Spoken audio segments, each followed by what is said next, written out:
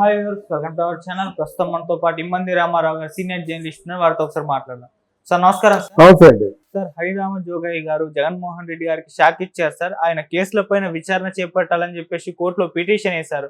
మరి ఇది ఏ విధంగా చూడొచ్చు అంటారు? ఇప్పుడు జగన్మోహన్ రెడ్డి గారు కేసుల పైన విచారణ చేపట్టే అవకాశం ఏమన్నా ఉంది? దానిపైన ఎటువంటి ఇంపాక్ట్ చూపిస్తుంది? అసలు హరిరామ జోగయ్య గారు ఎందుకు ఇన్వాల్వ్ అయ్యారు సార్ ఇప్పుడు ఈ విధంగా? ఇన్వాల్వ్ కాదు, హరిరామ జోగయ్య చాలా సీనియర్ లీడరు. కానీ ఆయనకున్నది ఏంటంటే కొంచెం వయసు రీచ్ కావచ్చు, స్థిరంగా ఆలోచించలేకపోతున్నారు. లేకపోతే పవన్ కళ్యాణ్ గెలుపుకి ఆయనే ఒక ప్రధాన భూమిక వహించేవాడు. పవన్ కళ్యాణ్ గెలుపుకి ఆయనే మొట్టమొదటిసారిగా ఎంకరేజ్ చేసినవాడు ఆడి. తర్వాత ఇంకేదో మన కోరికలే ఉంటాయి కదా. అంటే అస్తవ్యస్తంగా ఆయన ఒక స్థిరమైన సంకల్పంతో ఉండకుండా, ఇప్పుడు మీతో వచ్చానంటే నాకు కావాల్సింది నేను చెప్పాలి, మీకు ఏదో మంచి చేసే సూచనలు సహకారం నా వంతు 10 ఓట్లైనా రాలేలా చూస్తే మీరు వస్తారు. అలాగే మీరు ఏ స్టాండ్ తీసుకున్నారో మీకే తెలియకుండా మీకు ముద్రగడ మధ్య గొడవలు అయిపోయి కాపు వాళ్ళందరూ కూడా తిరస్కరించేలా చేసుకొని ఉండడం వల్ల హరిరామ జోగయ్య గారు కొంచెం చపల చిత్తుడు అనే పేరు వచ్చింది. కానీ నిజానికి ఆయన బయటపెట్టేటువంటి అవసరాలు చాలా మంచి అవసరాలు. ఆయన బయట పెట్టేది ఏంటంటే ఇన్ని క్రిమినల్ కేసులు ఉంటుండగా విచారణ ఎందుకు ఇంత ఆలస్యం అవుతుంది? విచారణ ఆలస్యమైనట్టయితే మన నేరస్తుల్ని ప్రోత్సహించినట్టే కదా. అసలు మీ విచారణ ఆలస్యానికి గల కారణాలు చెప్పండి అని వారు కోర్టుకి లెటర్ రాశాడు. రాయాలి కదా. అంతకుముందు శంకర్ రెడ్డి రాయకపోతే జగన్మోహన్ రెడ్డి అరెస్ట్ అయ్యాడు కాదు కదా. కాంగ్రెస్ పార్టీలో లీడర్ ఎవరు ఉన్నారు. అలాగా కొంతమంది పూడుకోవాలి న్యాయానికి. రఘురామకృష్ణరాజు గారు కానీ ఆ లేఖలు రాయకపోయినట్టయితే జగన్మోహన్ రెడ్డి తాలూకు ఆ కుతంత్రాలు, విషపూరితమైనటువంటి మనస్తత్వం అంతా బయటపడేది కాదు కదా. రచ్చబండలో ప్రతిరోజు ఆయన ఉతికి ఆరేశాడు. అదే కాకుండా కోర్టులు కూడా సమతుల్యంలో ఆయన తన అభిప్రాయాన్ని లేఖాస్త్రాలుగా సంధించాడు. ఇప్పుడు వాటి బేస్ పెట్టి మీద విచారణ జరుగుతుంది అన్నమాట. ఇప్పుడు హైకోర్టులో ఆయన మీద ఉన్నాయి మొత్తం 38 కేసులు ఎన్నో ఉన్నాయి. మళ్ళీ కొత్త కేసులు ఉన్నాయి. సాయంత్రంలోగా అరెస్ట్ చేసేయచ్చు ఆయన్ని. మరి ఇతర క్యాలిక్యులేషన్స్ ఇవన్నీ ఉంటాయి కదా.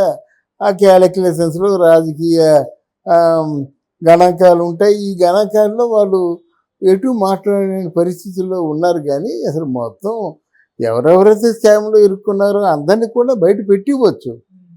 అయితే ఇక్కడ ఏమవుతుందంటే ఇక్కడ రాజ్యసభలో ఉన్నటువంటి ఆ 11 సీట్స్ మీద కొంచెం ఆశావాళ్ళకి అదొకటే అడ్డు ఉంది. లేకపోతే జగన్ ఎప్పుడో తను తగిలేసేవారు అన్నమాట జనరల్గా. అయితే ఇక్కడ జగన్మోహన్ రెడ్డి అలాగని మీ బీజేపీ పార్టీలో చేరుతానని రాయబారాలు పంపిస్తున్నారు. జగన్ కానీ బీజేపీ పార్టీలో చేర్పించుకున్నట్టయితే వాళ్ళ అస్తిత్వానికే ఒక లోపం అవుతుంది. అస్తిత్వం అంటే పార్టీ ప్రతిష్టకే భంగం కలుగుతుంది. అందువల్ల లేడు. పోనీ కాంగ్రెస్ పార్టీలో చేరుదామంటే అని ఇప్పుడు ఏం చేస్తున్నాడంటే వచ్చే 5 ఏళ్ళు ఇక్కడ ఏదో విధంగా కోర్టులు మేనేజ్ చేసుకొని మళ్ళీ వచ్చే ఎలక్షన్లో తప్పకుండా నేనే గెలుస్తాననే ఉద్దేశంతో ఉన్నాడు. అందువలన ఈ లేఖలు పెరుగుతాయండి. ఇప్పుడు చంద్రబాబు కూడా కొంచెం ఇదేదో మన ఆంధ్రప్రదేశ్కి రాబోయేటువంటి 1 సంవత్సరం షెడ్యూల్ వరకు ఆర్థికంగా పరిపుష్టి చేసుకోవడం కోసం ప్రయత్నాలు చేస్తున్నాడు. ఆర్థిక పరిపుష్టి కావాలి. లేకపోతే 2 రోజుల్లోనే అయిపోయింది నా పరిపాలన అంటారు, 3 నెలలు అంటారు, 6 నెలలు అంటారు. అలా కాకుండా మన పెట్టుబడులు వస్తున్నాయి. ఆయన మొదట చెప్పింది 10 లక్షల కోట్లు పెట్టుబడులు వస్తున్నాయి. ఇంకేదో కార్ల కంపెనీ ఒకటి వస్తుంది. వాళ్ళు ఇండస్ట్రీస్ వస్తాయి ఇండస్ట్రీస్. ఆయన 1-2 సంవత్సరాలు పూర్తిగా ఇచ్చిన మాట తప్పకుండా జనాల్లో మళ్ళీ మొహం మొత్తకుండా చేస్తాడు. ఆయన చేయగలడు, సమర్థుడు కూడా. మరి ఈలోగా ఏదైనా కొంచెం సయోధ్య కుదిరినట్టయితే వెంటనే మోదీ గారికి చంద్రబాబు నాయుడు గారి తాలూకు అవసరం వచ్చింది అనుకోండి. ఫర్ ఎగ్జాంపుల్ ఇప్పుడు చంద్రబాబు ఏమిటి అక్కడ చక్రం తిప్పే సమర్థుడు, కొంతమందిని తన వైపు తిప్పుకోగలడు.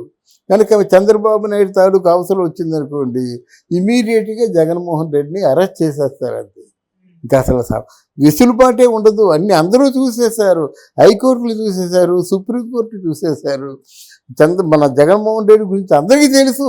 ఈరోజు హరిరామ్ జోగి లెటర్ రాస్తేనే తెలుస్తుందని చెప్పడం కాదు, అందరికీ తెలుసు. ఎవరికి తెలియదు చెప్పండి? ఎంత ఎందుకు? ఇప్పుడు జగన్మోహన్ రెడ్డి చాలు డీజీపీని, జగన్మోహన్ రెడ్డి చాలు సిఎస్ని అడిగితే మొత్తం చెప్పేస్తారు. ఇప్పుడు అజగతి చేస్తున్నాడు. పవన్ కళ్యాణ్ కృష్ణదేశాన్ని తీసుకొచ్చాడు. మొత్తం వాళ్ళకు ఓపిక ఎక్కువ, కష్టపడతారు వాళ్ళు. మొత్తం ఈ 5 years తాలూకు టర్న్ ఓవరు, 5 years తాలూకు యాక్చువల్స్ని బయట పెట్టమని చెప్పాడు. కొన్నాళ్ళు తెలిసిపోతాయి అన్నమాట, రికార్డులుగా తెలిసిపోతాయి. తెలిసిపోయినప్పుడు వీళ్ళ అవసరం వాళ్ళకు ఉన్నప్పుడు నిర్ణయం తీసుకోవడం. కానీ నా అనుభవాన్ని చెప్పడం ఏంటంటే, ఇక్కడ చంద్రబాబు నాయుడు, పవన్ కళ్యాణ్ తాలూకు అవసరం ఉంది. వాళ్ళ వల్ల మనకి ఈ విధమైనటువంటి కొంచెం వెసులుబాటు ఉండి మనం ఆపదలోంచి బయటపడుతున్నాం అనుకుంటే మాత్రం డెఫినెట్గా వెంటనే అరెస్ట్ చేసేస్తారు. దానికి హరిరామ్ జోగయ్య, ముద్రగడ అవసరం లేదు. ఇప్పుడు మోదీ గారికి పవన్ కళ్యాణ్ మీద విపరీతమైనటువంటి ప్రేమ ఉంది. ఎందుకుందంటే సెంట్రల్ సిపిఆర్ఎఫ్ పోలీస్ ఫోర్స్ చూసావా, వాళ్ళు చెప్తున్నారు అన్నమాట, ఏమండి మా వల్ల కాదండి, పవన్ కళ్యాణ్ తాలూకు సభలకు వచ్చే జనాల్ని ఆపడం మా వల్ల కాదండి, చచ్చిపోతున్నాం అని చెప్పేసి వాళ్ళు ఒక కంప్లైంట్ కాదు, ఒక అపీల్ చేశారు. అందుకనే మొన్న అక్కడ మోదీ గారి ప్రమాణ స్వీకారంలో పవన్ ఒక తుఫాను అని సంబోధించడానికి కారణం అది మాట.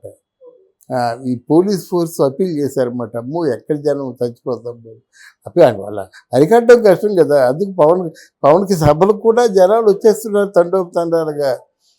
అందువలన ఇలాంటి ఏదైనా వెసులుబాటు ఉన్నట్టు జగన్ ఉండడండి.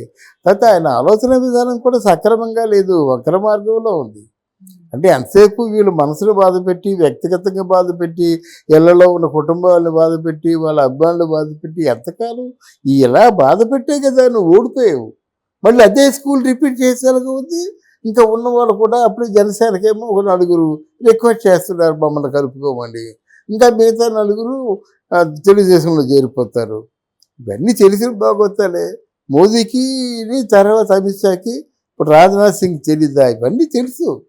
వాళ్ళు ఎంత క్రిమినల్స్, ఎంత నేరం చేస్తున్నారో ఏమిటో తెలుసు. ఈరోజు పిన్నెల రామకృష్ణారెడ్డి జగన్ వెళ్ళారంటే, ఒక బాబు మన గుట్లే బయట పెట్టదు అని చెప్పడం కోసం వెళ్ళి ఉంటాడు అంతే. ఇట్లాంటి ఒక కుటిలమైన రాజకీయ నాయకుడు దేశానికే నష్టం అండి, ఒక రాష్ట్రానికి కాదు దేశానికే నష్టం. జగన్మోహన్ రెడ్డి నిజంగా ఆయన చెప్పినట్టుగా 175కి 170 తెచ్చుకుని అనుకోండి, అక్కడ ప్రైమ్ మినిస్టర్ని దింపేస్తాడు. అంతే మనుషులను కొనుక్కొని.